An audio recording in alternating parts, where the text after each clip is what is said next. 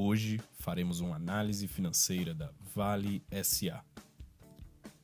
Hoje a Vale é considerada uma das maiores empresas de mineração e metal do mundo com base em sua capitalização de mercado. Criada em 1942 sob o nome de Vale do Rio Doce, foi privatizada em 1997. Com sede no Rio de Janeiro, a Vale é a maior mineradora de minério de ferro e níquel do mundo, atuando também em setores como energia, siderurgia e logística. Atualmente, a Vale S.A. é uma sociedade anônima de capital aberto, com ações sendo negociadas por diversas bolsas por ao redor do mundo. Seu capital é dividido em ações ordinárias e preferenciais. Suas principais concorrentes são a BHP Billiton e a Rio Tinto, ambas empresas australianas. Se mantendo no páreo do mercado asiático, suas principais características competitivas são seus baixos teores de impureza em seus minérios de ferro e sua ótima estrutura logística que permite atender prazos curtos a preços relativamente abaixo do mercado. Tendo em vista o tamanho desta empresa, sua análise financeira se faz extremamente importante tanto para acionistas quanto para o mercado e a economia em si.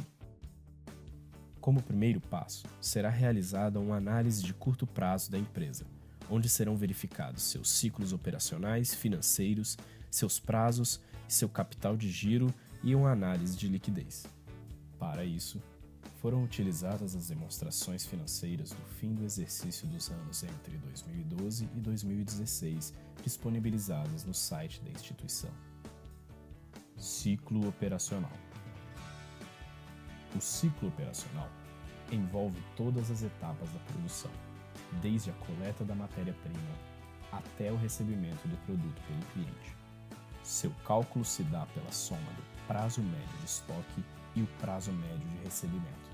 O prazo médio de estoque fornece a quantidade média de dias que um produto fica estagnado nos estoques da empresa. O cálculo deste dado é de extrema importância, uma vez que os gastos com estoque podem elevar os custos de produção. O cálculo do prazo médio de estoque é dado pela divisão entre o estoque e o custo do produto vendido multiplicado pelos dias do ano. O prazo médio de recebimento é o período que engloba a venda e o recebimento do valor vendido. Esse índice é de extrema importância, uma vez que altos valores de prazos médios de recebimento podem acarretar em baixos fluxos de caixa, o que pode fazer com que a empresa não consiga arcar com seus custos operacionais. O cálculo do prazo médio de recebimento é feito pela divisão entre as contas a receber e a receita de vendas total, multiplicado pelos dias do ano. Para os cálculos do prazo médio de estoque, foram utilizados os dados dos valores de estoque e de custos dos produtos vendidos e serviços prestados fornecidos no site da instituição. Foi obtido um valor de PME de 61,71 dias para o ano de 2016. Os mesmos cálculos foram realizados para os anos de 2015, 2014, 2013 e 2012. Para o cálculo de prazo médio de recebimento, foram utilizados os números de contas a receber e os de receita de vendas líquidas, fornecidos também no site da instituição.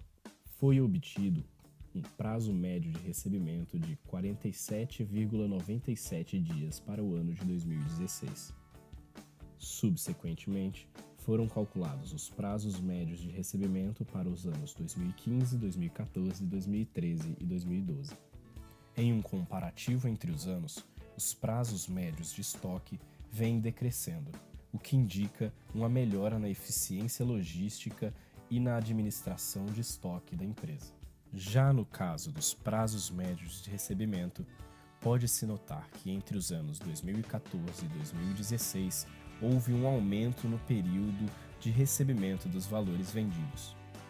Condições de pagamento para clientes podem ser uma vantagem competitiva. Porém, a extrapolação desses valores podem ser sobremaneira prejudiciais para os custos operacionais da empresa. Nessas situações, é importantíssimo que os prazos médios de recebimento sejam menores que os prazos médios para pagamento de fornecedores. O prazo médio para pagamento de fornecedores é o período compreendido entre a compra da matéria-prima ou serviço e o pagamento do mesmo. O prazo de pagamento do fornecedor é obtido pela divisão dos fornecedores a serem pagos pelas compras totais da empresa multiplicado pelos dias do ano. Os números dos fornecedores a serem pagos foram retirados do balanço patrimonial do último trimestre de 2016.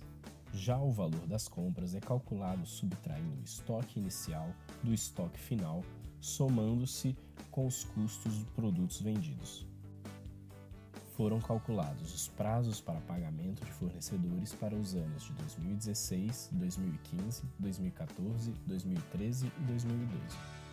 Em um comparativo com o prazo médio de pagamento dos fornecedores e o prazo médio de recebimento, o prazo médio de recebimento foi sempre menor no período analisado, o que indica uma situação financeira confortável por parte da empresa.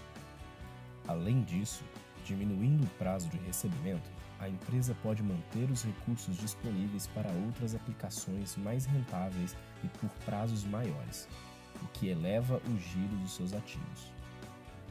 Tendo calculado o prazo médio de estoque, o prazo médio de recebimento e o prazo médio de pagamento do fornecedor, pode-se então calcular o ciclo operacional e o ciclo financeiro da companhia Vale.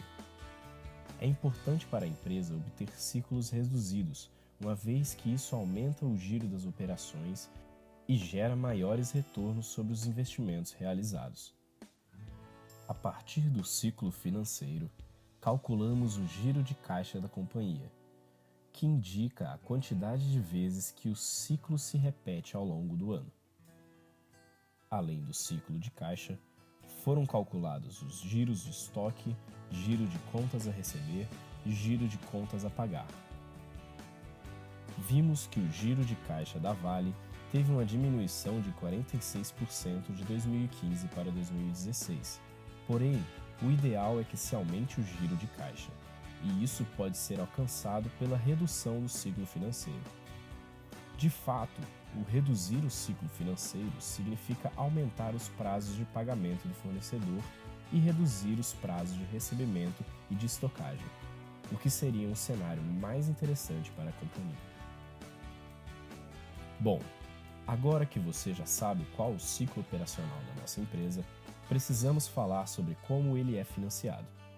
Já ouviu falar em capital de giro? O capital de giro das empresas corresponde ao ativo circulante e ele representa o valor total dos recursos que ela precisa para financiar o seu ciclo operacional. Análise do capital de giro. Para se ter uma ideia da liquidez e rentabilidade das operações da empresa, podemos estudar a noção de capital de giro líquido. O capital de giro líquido representa o volume de recursos a longo prazo aplicados no ativo circulante.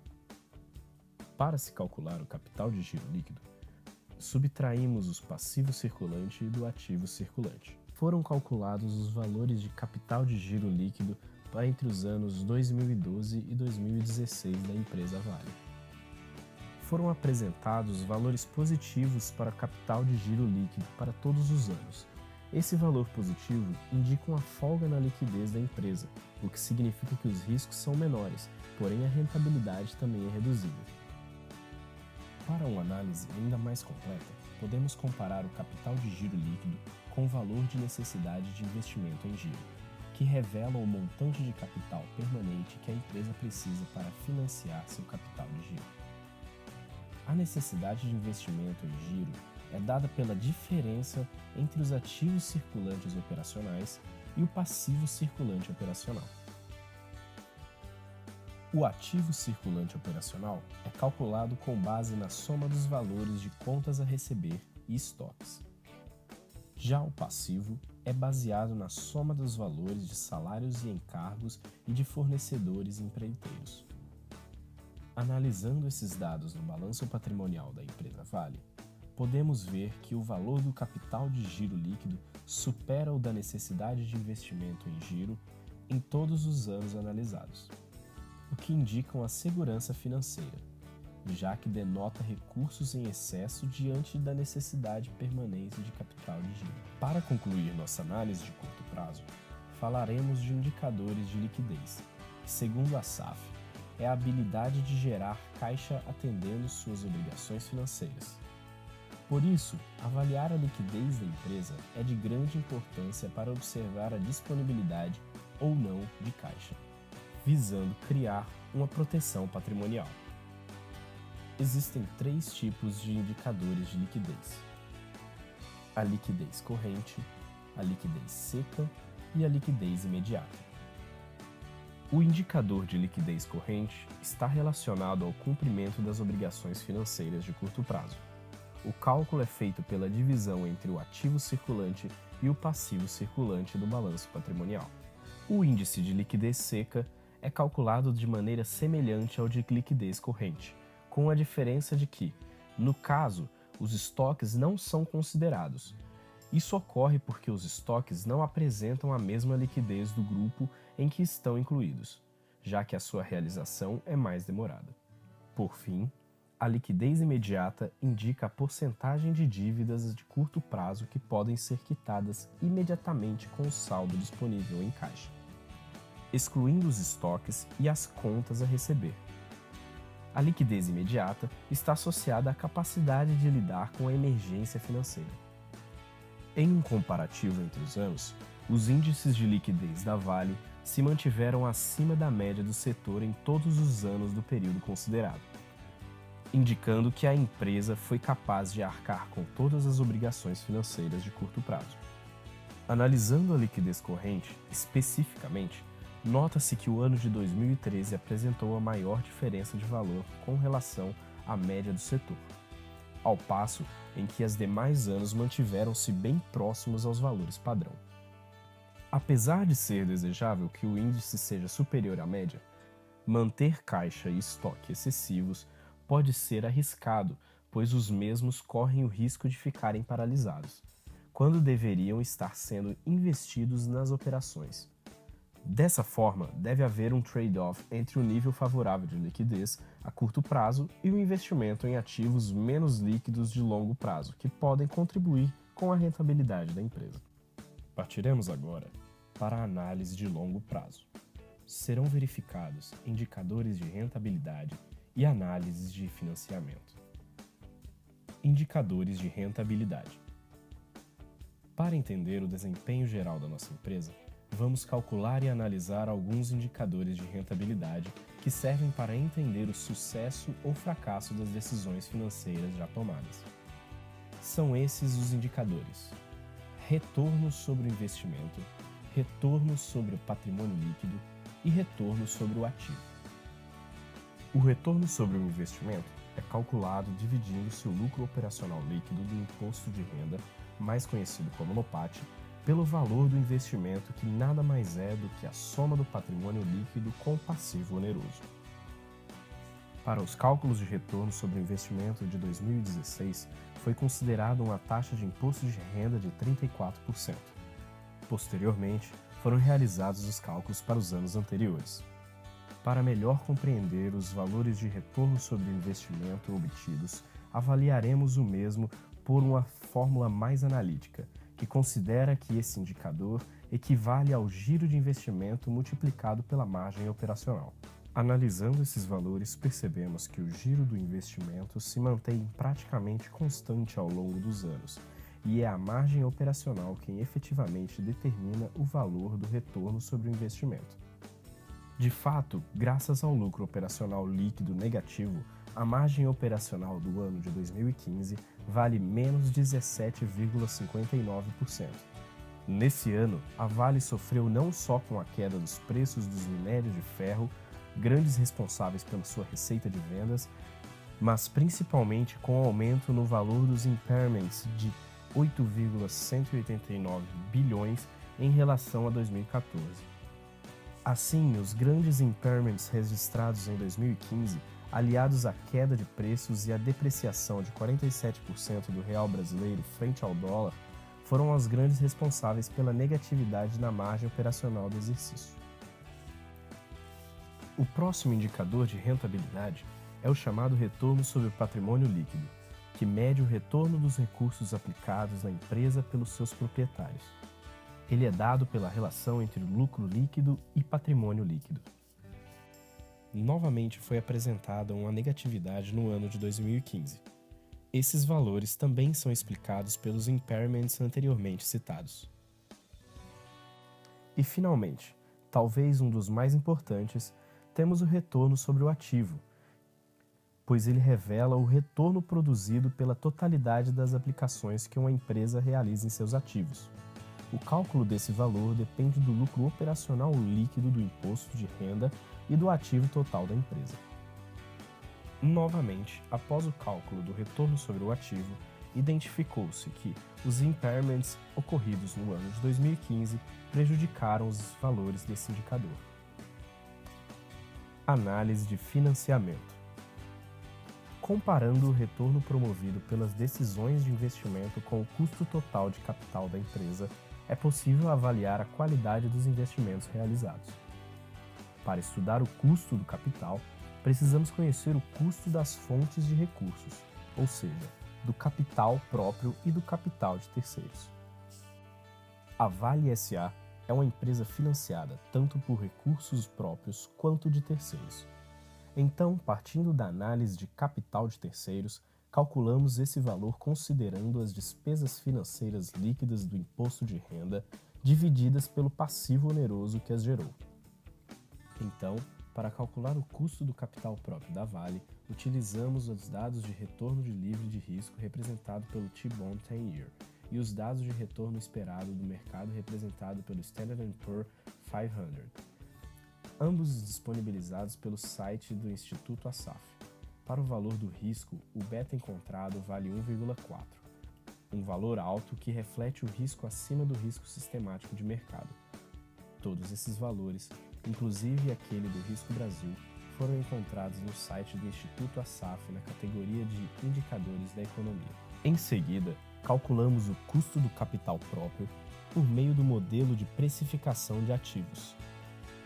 Esse modelo leva em consideração a taxa de retorno de ativos livres de risco, a rentabilidade oferecida pelo mercado e também uma medida do risco sistemático apresentado pelo ativo avaliado, representado pelo coeficiente beta.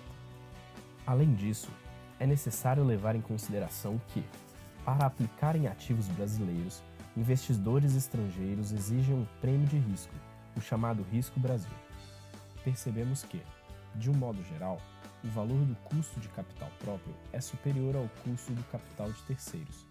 Isso era esperado, já que o capital próprio está sujeito a um risco muito maior relacionado ao fato de que a remuneração do acionista depende do desempenho da empresa e também por não existir as vantagens da dedutividade dos encargos financeiros antes da distribuição dos lucros. Agora, sabendo os custos de cada fonte de financiamento, podemos calcular o custo total do capital. Ele representa a remuneração mínima que deve ser exigida na alocação de capital e é essencial para orientar as decisões financeiras da empresa. Esse valor, conhecido como custo médio ponderado de capital, é calculado como uma média ponderada do custo específico de cada fonte de recursos e da participação relativa de cada uma dessas fontes no financiamento total. Assim sendo, calculou-se o peso de cada um dos recursos e, como era esperado, vimos que quase a totalidade do financiamento da Vale é realizada por capital próprio. Então, já sabendo os valores de custo de capital próprio e de terceiros, calculamos os valores de custo médio ponderado de capital. Sabemos que a empresa agrega valor econômico quando é capaz de produzir um retorno operacional maior do que o custo das suas fontes de capital, ou seja, é desejável que o ROIC seja maior do que o custo médio ponderado de capital.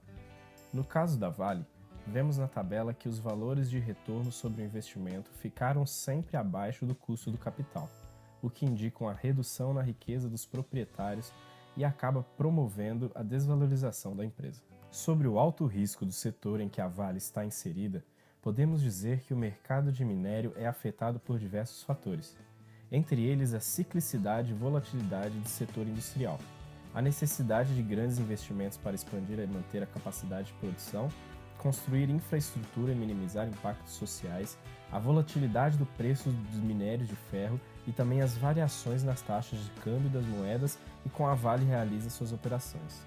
A respeito da composição dos recursos de financiamento da Vale, vemos que quase a totalidade deles é composta por capital próprio, mesmo que, teoricamente, o capital de terceiros promova menor risco. Um dos motivos para isso são as taxas de juros muito altas no mercado que inviabilizam muitas vezes a atratividade econômica do investimento e faz com que as empresas como a Vale deem maior prioridade à capitalização. E além disso, é notável que o fato da Vale ter fechado o exercício de 2015 com um prejuízo de mais de 44 bilhões de reais e ter terminado o ano de 2016 com um lucro líquido de 3,9 bilhões de dólares, revertendo completamente o cenário de prejuízo. Essa boa performance foi possível graças ao aumento do volume de vendas com recordes de produção em minério de ferro, níquel e cobre, aliada à redução de custos. Portanto, com base em toda a nossa análise, chegamos à conclusão de que a Vale é uma empresa com grande potencial para, em um horizonte próximo, criar grande valor aos seus acionistas.